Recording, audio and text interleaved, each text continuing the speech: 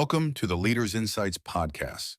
Today's episode, Zero-Based Budgeting Implementation for Mid-Market CFOs, a Practical Playbook. Zero-based budgeting is supposed to be the disciplined CFO's secret weapon. You're telling me it usually dies. Why? Because most mid-market finance chiefs treat it as a purge, not a process. They announce everyone justifies every dollar from scratch. The org panics for 6 weeks, produces a spreadsheet the size of a phone book, and then quietly goes back to last year's budget plus 3%. 2 cycles and it's dead. That sounds like a personnel problem, not a budgeting problem. It's a design problem.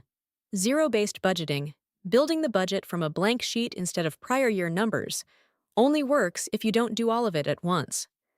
The consensus advice is be comprehensive. That's exactly wrong. Comprehensive is how you paralyze a 200-person company for a quarter. So what's the contrarian move? Start with maybe 15% of spend. Pick the discretionary, non-headcount categories: travel, software subscriptions, marketing agencies, professional services. Leave payroll and cost of goods sold alone in year 1. Those categories are where the fat hides and where cutting doesn't trigger a resignation wave. Give me a real number. A mid-market distribution company I worked with, call it $400 million in revenue, ran zero-based only on their software and subscriptions line.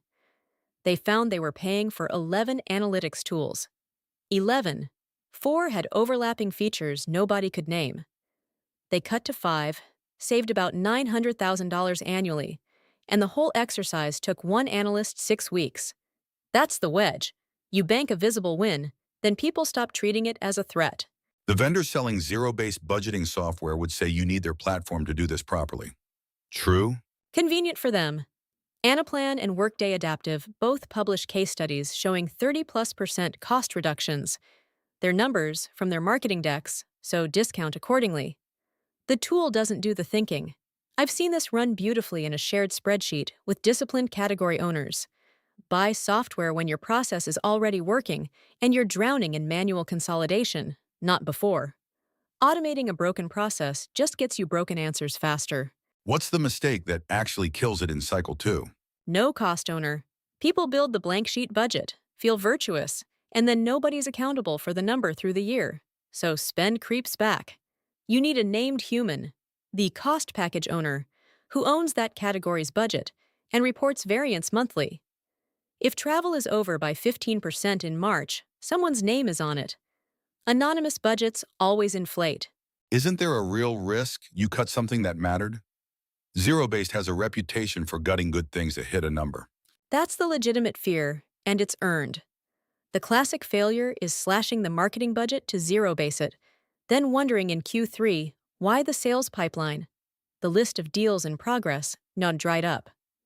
The fix is, you don't rebuild from zero, you rebuild from purpose. Every category owner answers one question: what outcome does this spend buy, and what breaks if it's gone?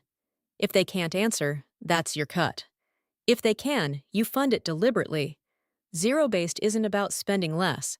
It's about spending on purpose. Half the people doing it forget the second word. You said fund it deliberately. Doesn't that undercut the whole cut cost pitch executives fell in love with? Yes, and good.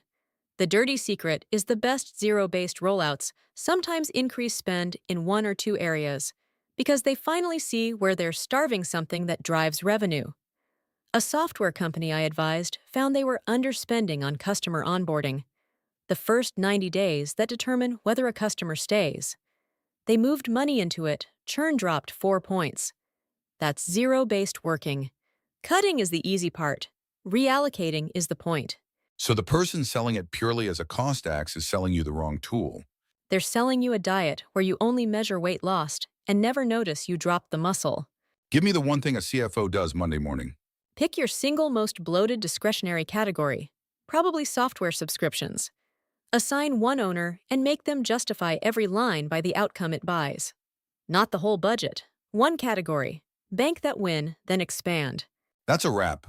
Fresh CFO briefings drop daily at mba-training.com.